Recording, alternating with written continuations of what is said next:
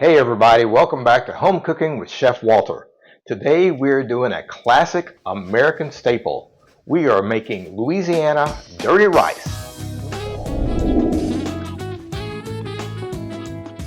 Hey guys, thanks for joining us. If this is your first time tuning in, let us know you're out there by giving us a big thumbs up below and then hit that subscribe button to make sure you never miss a video. Now let's start cooking.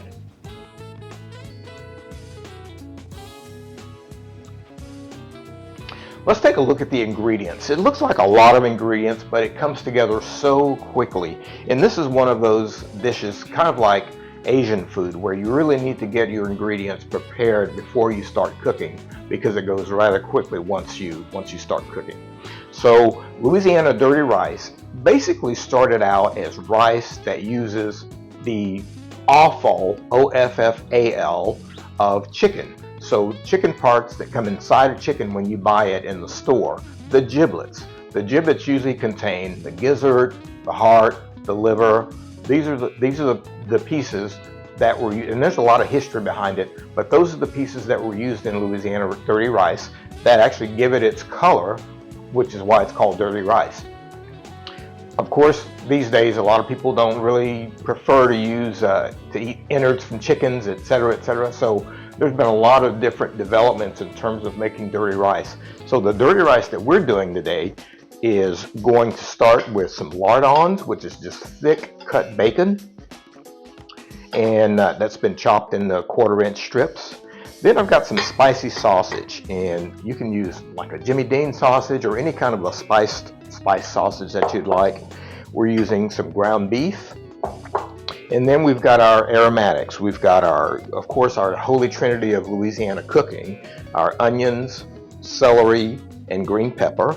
And then we're going to add some garlic to that, as well as our herbs. We've got some dried thyme and some dried oregano. And then our spices. And of course, you can use whatever you want, but in our case, we're putting a little bit of cayenne pepper in it, a little bit of chili powder, and of course, a little bit of salt. And then we will continue. We're going to make sort of a roux with this, and so we've got a little bit of flour. And if we need to add butter or bacon grease or something like that, we can do that to make so our pan's not so dry in order to make our roux. And then we've got some bay leaves that we'll add. And then to make our roux, we'll once we add our flour, we'll use some chicken stock. And this is a concentrated chicken stock, a homemade chicken stock. And then we'll finish with some fresh parsley. And then of course our rice. Now I like to make dirty rice from rice that's been prepared, not pre-cooked rice, but rice that I have prepared, say the day before or the week before or whatever, that's been refrigerated, because I think it makes for better texture in the dirty rice. You can make dirty rice from scratch by cooking the rice in with all of the meat, but I prefer to do it this way because I think you get more flavor from the meat and you don't lose that in the stewing process, basically. So let's get started. To get started with our dirty rice, the first thing, of course, we're going to do is turn our heat on, and we want it on about a medium-high, something like that. And we're just going to put our lardons in. And again, lardons are just bacon, just thick-cut bacon that has been cut into strips. So we'll put our bacon in, and we are going to just kind of slowly cook that until the fat is starting to render, and then we'll add the other meats. All right, our lardons are about 3/4 of the way cooked, and at this point we'll go ahead and add our sausage. And of course I've got the quantities, and I'll put down on the bottom of the screen, but in this case I'm using about 1/4 pound of the lardons, the bacon, to about a 1/2 pound of sausage, and then we're going to add a 1/2 pound of the beef to it. And we can just put all of these meats in and let them start browning.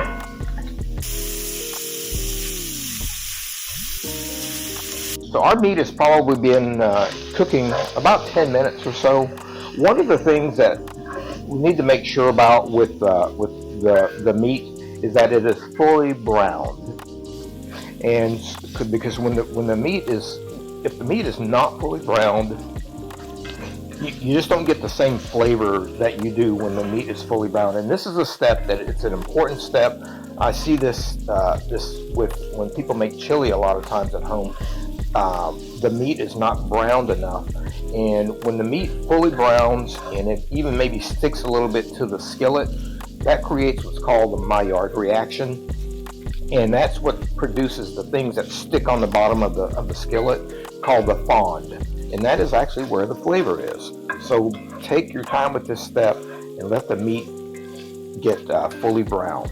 Once the meat is fully brown, we can now toss in our aromatics, our onions, celery, and bell peppers. And we're going to mix this in, and we're going to let that cook 3 or 4 minutes till the vegetables are soft, and then we'll add our garlic to the pan. Our vegetables that we added now are soft, and now we can put in our garlic. And again, this is all of these things are to taste. If you like more garlic, by all means, put in a little bit more garlic. And again, garlic only takes about 30-45 seconds to become fragrant. So as soon as you put that garlic in, just mix it in and let it start cooking. And as soon as you start smelling it, which I am smelling right now, it is an amazing, amazing aroma. As soon as that happens, we're going to toss in some of our seasonings. In this case, like I said, I'm using a little bit of chili powder. And my sausage is already spicy, so I don't want to go too far. And a little bit of cayenne pepper. Just a pinch of salt because we already have it in our sausage. And our dried herbs, which in this case I've got some dried thyme, I've got some dried oregano. You could put some sage in it if you want. At this point, feel free to just taste your mixture and see if you like the way it's going.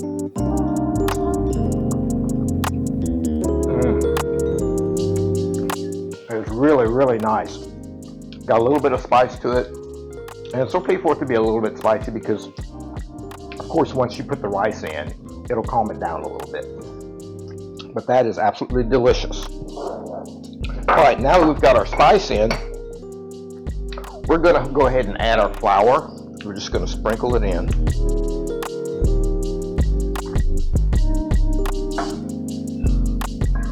When we put our flour in, we want to make sure it cooks out. We don't want it to be that raw flour taste.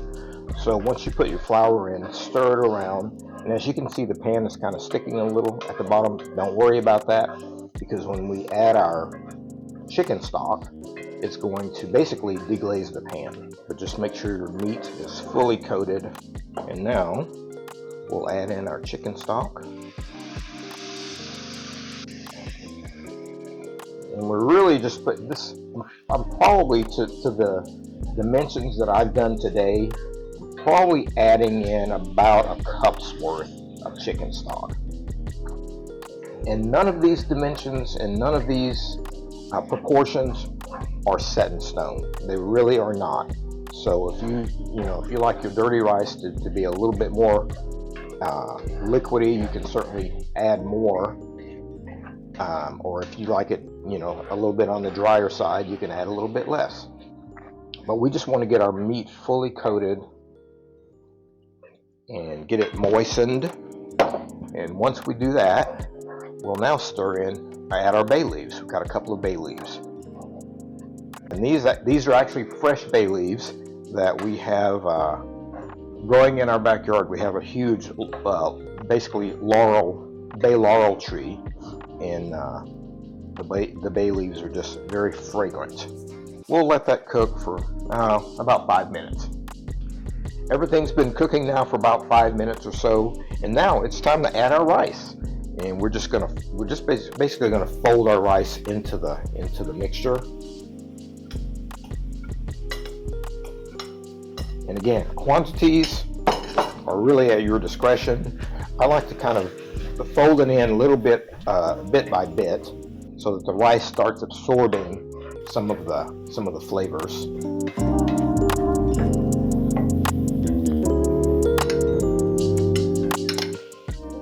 And I could probably be accused of making rice meat, because I have a lot of meat in this mixture. You could use, half the meat that I'm using with the rice if you want it to be more of a rice dish. For me, it's just delicious with lots of meat in it. All right, we'll just continue to just get things folded in. And again, like I said, don't worry too much about the quantities. About being exact with the quantities. It's really to your discretion.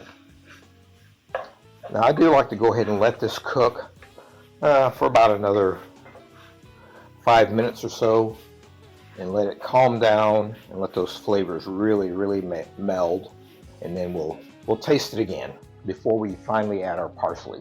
Our rice has been cooking now probably about 5-6 minutes in the skillet here. And I just want you to listen to that sound. That is the sound of a crust being formed on the bottom of the pan.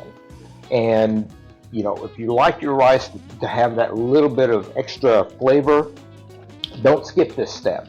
Just let your rice stay there and cook for just a little bit, and you get kind of a little, just like when you're making fried rice for an Asian recipe. You'll start to get little, brown bits and little burnt bits and that kind of thing. And that is some really great flavor. Don't need a whole lot of that, but just a little bit adds a little bit of flavor, or adds a lot of flavor to your overall dish. Okay, so once we've gotten to this point, our dish is pretty much finished. I'm actually going to go ahead and turn the heat off. And now we'll just finish it with our parsley. And this is also another important step. The parsley is a big flavor component of this dish. So don't hold back on the parsley. Just sprinkle it and just get it stirred in, and we just let it sit for a minute, and we are good to go. Our dirty rice is finished, and we are ready to plate it up. Just look at that.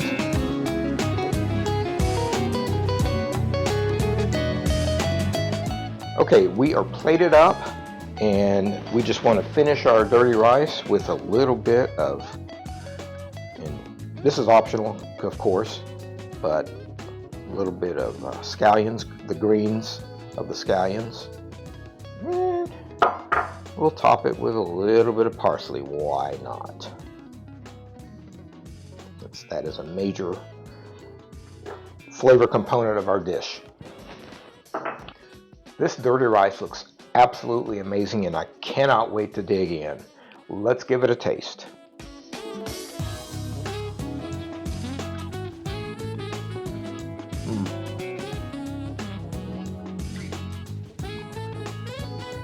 Really great flavor.